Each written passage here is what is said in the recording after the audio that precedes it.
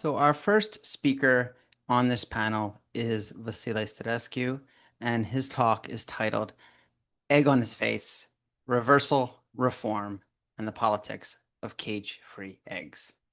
Vasile Sta nescu is an associate professor in the Department of Communication at Mercer University in the US.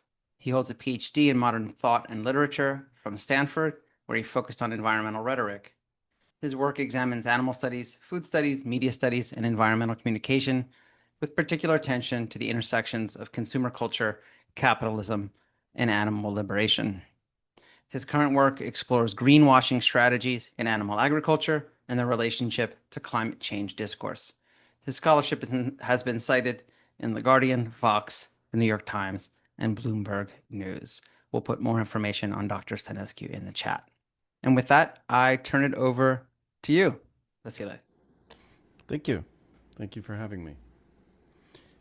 Egg on their face. 7 simple arguments against cage-free egg campaigns. I'm sorry, do you want to share? Do you have any slides or no? Just so. No slides. No Okay, slides. great. I just like to ask in advance. Great. No worries. Yes. And do I need to change anything with my video? And is the video working fine? Everything looks great. Thanks so much. Okay, great. Closer to the mic. Okay. Can you hear me now?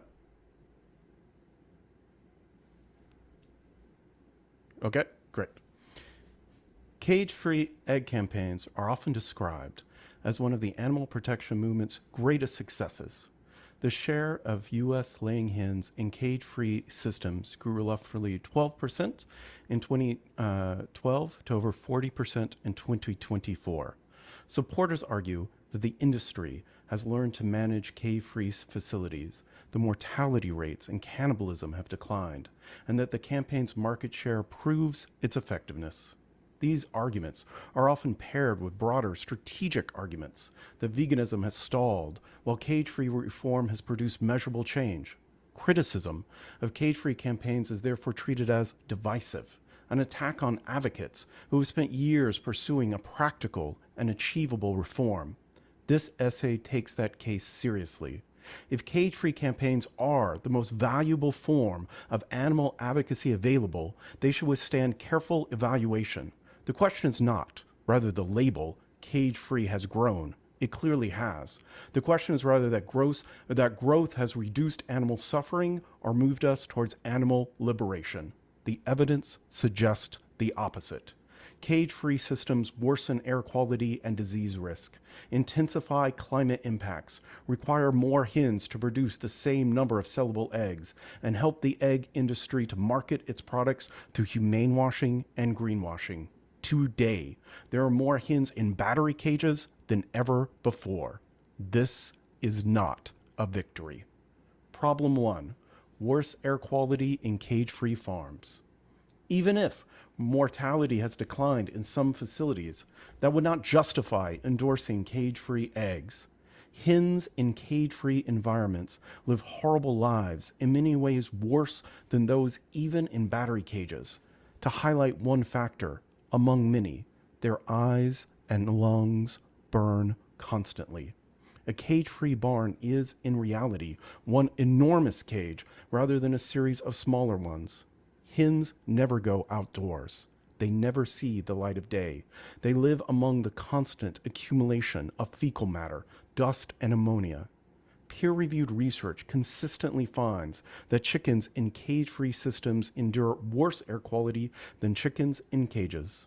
A detailed Norwegian field study comparing ammonia, dust, and bacteria across 3 housing systems found that, quote, daily average concentration of ammonia was 3 to 12 parts per million in a house with furnace cages, 21 to 42 parts per million in multi-level systems, and 66 to 120 parts per million in floor systems. Likewise, David et al. Published a comprehensive review documenting that cage systems, both traditional cages and furnished cages, have lower concentrations of ammonia compared to floor systems systems in aviaries. A more recent review reported that cage-free housing poses many inherent environmental changes, among which are high levels of particulate matter and ammonia, and reported that dust concentration in cage housing systems were 5 times lower than floor-raised aviary systems. Exposure to extremely high levels of particulate matter causes substantial suffering for the birds. It causes impaired lung function, chronic bronchitis, pneumonia lesions, cardiovascular illness, and cardiotoxicity in chicken embryos and hatching chickens. I'm often told that cage trees should be supported because studies have shown lower mortality rates. However, even if true, I'm not sure that a chicken who lives longer under these conditions is better off than one that dies sooner. A longer life simply means more suffering. How is that a win? Why should animals enduring horrible lives for longer be something we celebrate? Why is getting to spread your wings somewhat in an overcrowded barn better when your eyes and lungs burn? Problem 2. Cage-free eggs are worse for climate change. The simple truth is that cage-free eggs, including free-range and pasture eggs, are significantly worse in terms of climate change than eggs from conditional egg systems. For example, research led by Adrian Williams at Cranfield University found that free-range or an organic chicken had a 20% greater impact of global warming than conventionally produced chickens. The same research found that organic eggs had a 14% higher impact than conventional eggs. Other research has consistently found similar results. I cite 3 more. The main reasons for these counterintuitive results include lower productivity, greater feed usage, and greater land requirements. The same pattern appeared again in a peer-reviewed study just published this month, July 2026. Researchers found that converting the entire British egg industry to organic free-range production would almost double its greenhouse gas emissions from 1.184 million metric tons of CO2 equivalent under a fully caged system to 2.316 million under an organic free-range system. Organic free-range production also performed worse in terms of land use, acidification, hen mortality rates, and a point we'll return to in a second, the number of hens required to produce the same number of eggs. To be clear, these arguments about climate change and sustainability are themselves arguments about animal rights and suffering. Climate change will hurt everyone, but it will disproportionately hurt and kill non-human animals who have the least ability to adapt to a warming climate. Problem 3. Free-range and pasture-raised eggs cause the killing of wild animals. Caged hens never see the light of day. Still, defenders sometimes describe cage-free systems as an incremental reform that may eventually lead to free-range or pasture-raised production. This is the strongest version of their argument. Even if cage-free itself might be indefensible, can cage-free campaigns be justified as a step towards outside access? The first problem with this argument is that it's probably just not true. As I'll discuss below, consumers struggle to distinguish between cage-free from free-range and pasture-raised and attribute similar welfare benefits to all of them, so there's little pressure to change. The second problem is that the climate impacts of free-range and pasture-raised are even worse than that of indoor cage system. But most importantly, outdoor production creates predictable conflicts with wild animals labeled as predators, and the farmers and government respond to this conflict by killing those animals. In other words, the only cage-free chickens who might have a decent quality of life, free-range and pasture-raised chickens, can only have that better quality of life at the expense of wild animals. As Ketchum documents, quote, since 2000, Wildlife Service operatives have killed at least 2 million native mammals and 15 million native birds. Many of these animals are iconic to the American West and beloved by the public. Several are listed as endangered or threatened under the Endangered Species Act. In 2014, Wildlife Services killed 322 wolves, 61,702 coyotes, 2,930 foxes, 580 black bears, 796 bobcats, 5 golden eagles, and 3 bald eagles. Wildlife Service gunned down coyotes from airplanes and helicopters. Its trappers used poison baits, cyanide traps, leg hold traps, and neck snares. They hauled coyote pups from dens with links of barbed wire, strangled or clubbed them. Sometimes they set the animals on fire in the dens or suffocated them with explosive cartridges of carbon monoxide. We joked about using napalm, Nimer, a retired member of the service, told me. Such claims have also been supported by peer-reviewed data, specifically concerning free-range and pasture-raised chickens. Farmers have reported hundreds of missing chickens per flock, and predation was the third leading cause of mortality in free-range flocks studied. It's not clear that free-range production would ever lead to free-range or pasture-raised production. However, let's for a second suppose that it did. Let's grant the Steelman version of their argument. My question remains, why would the lives of the chicken in pasture be worth more than the lives of the hawks and the eagles, who are also birds, or the wolves, bobcats, foxes, and coyotes, who farmers and the United States government routinely kill to protect farmed animals? Problem 4, cage-free system increases disease risk. We've just witnessed 175 million chickens, turkeys, and other birds in the U.S. poultry flock die or have been killed because of H5N1, colloquially known as bird flu. Most of the birds were killed preemptively after the virus was detected in their flock, even if they showed no symptoms at all. The Coalition for Sustainable Egg Supply conducted a comprehensive 3-year commercial-scale comparison of conventional cages, enriched cages, and cage-free aviaries. The cage-free aviaries had the highest hen mortality, the worst indoor quality, the greatest dust emissions, the greatest feed usage. It also produced the largest nutrient loss and the greatest potential for microbial contamination. And if cage-free ever did lead to growth in free-range or pasture-raised production, that would be only worse in terms of disease risk. Outdoor chicken flocks face higher risk of exposure to avian flu because they are more likely to encounter one of the virus's primary transmission vectors, dropping from infected wild birds. Indeed, during the 2022 outbreak, some producers of free-range and pasture-raised chicken brought their chickens back indoors and put them into cages to decrease their risk of exposure. Again, we have to ask, how is any of this better? Is the risk of 175 million birds being killed better or worse than possibly better conditions that cage-free systems provide? Who can possibly do the math on this kind of animal suffering? Problem 5, cage-free campaigns make a violent industry bigger. However, the single biggest problem with the rhetoric of cage-free hens is that peer-reviewed studies have consistently found that cage-free systems require more hens to produce the same number of sellable eggs. This is because of structural factors, including lower egg production, dirty, broken, or 4 eggs that cannot be sold, eggs that are contaminated with fecal matter, and eggs that are broken before they can be brought to market. Thus, cage-free systems require more hens to produce the same number of sellable eggs. Again, just as with the suffering from longer life, more suffering from wild animals being killed, more suffering in both wild and farmed animals due to increased climate change, cage-free eggs lead to more suffering overall rather than less. Even if the suffering per a bird might be marginally less in a cage-free system, which itself is not entirely clear. If cage-free systems cause more hens to be used overall, that causes more suffering overall, not less. This problem is compounded by the killing of male chickens. Male chickens do not lay eggs, and of course, one male chicken is hatched for every female chicken bred in the egg industry. The U.S. egg industry kills somewhere between 350 to 390 male chickens every single year, commonly through maceration and gassing. The housing system of the female hens changes nothing for these males.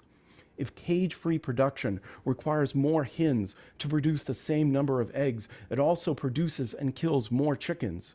So if it's 15%, a highly conservative estimate, if 15% more hens are needed in a cage-free system, an equal number of male chickens would also be killed, which means 30% more chickens killed. Problem 6, cage-free eggs humane and greenwash the industry.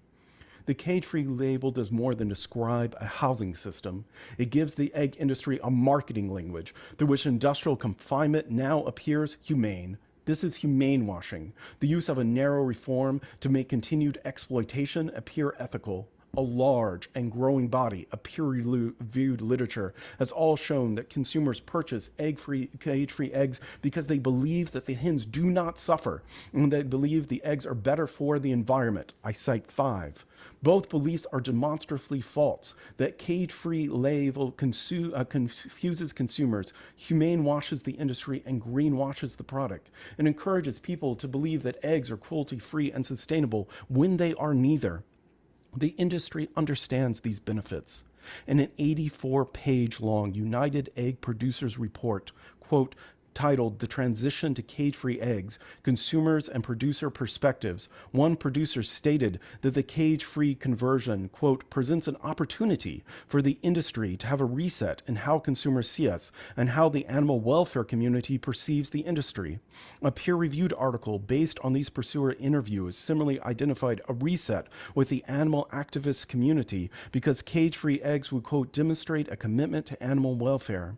It is also worth noting that the same report found significant overlap in consumers' associations with cage-free, free-range, and pasture-raised, suggesting that consumers may view these products as substitutes for one another. Recent peer-reviewed research has found this same pattern. Consumers struggle to distinguish between cage-free from free-range and from pasture-raised, effectively treating the terms as equivalent.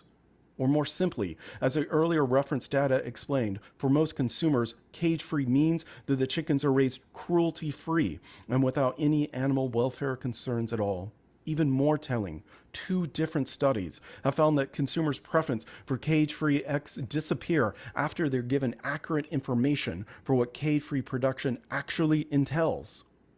There's also reason to believe that the cage-free level helps prevent a decline in egg consumption by reassuring consumers who are concerned about animal suffering. 2 experimental studies have found that positively framed animal welfare labels reduce moral discomfort and make continued consumption of animal products seem more acceptable. The overlap in consumer motivation also raises the possibility that some consumers choose cage-free eggs instead of plant-based eggs, or just no eggs at all, because the reasons consumers give for choosing plant-based eggs, particularly animal welfare, health, and sustainability, overlap exactly with the reasons given for choosing cage-free eggs. If our goal is to improve how consumers perceive industrial egg production, to have a reset with animal activists and consumers, to grow the industry, then the cage-free label is working.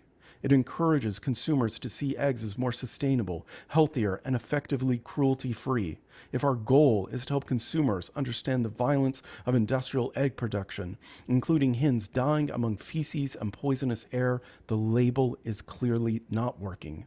This matters not only because consumers are misled, but because these beliefs can increase demand for cage-free eggs and may help prevent ethically concerned consumers from reducing egg consumption. Problem 7. There are more hens in battery cages today than ever before. Cage-free production has been simply added to existing production rather than replacing it. The total global population of laying hens increased from approximately 5 billion in 2000 to 6.5 billion in 2010 to approximately 8 billion today. More than 84% of those hens remain confined in cages, meaning approximately 6 to 7 billion hens are currently raised in battery cages today. Expressed a different way, one might assume the fact that cage-free hens now make up roughly 40% of the U.S. flock means that the number of hens raised in cages has declined, perhaps by 40%. But that is not what has occurred. The global number of hens raised in cages has simply increased. So all that is happening is that cage-free eggs are being added on to the continued growth of caged hens and factory farms. This argument, perhaps more than any other, highlights the absolute pointlessness of fighting for cage-free eggs.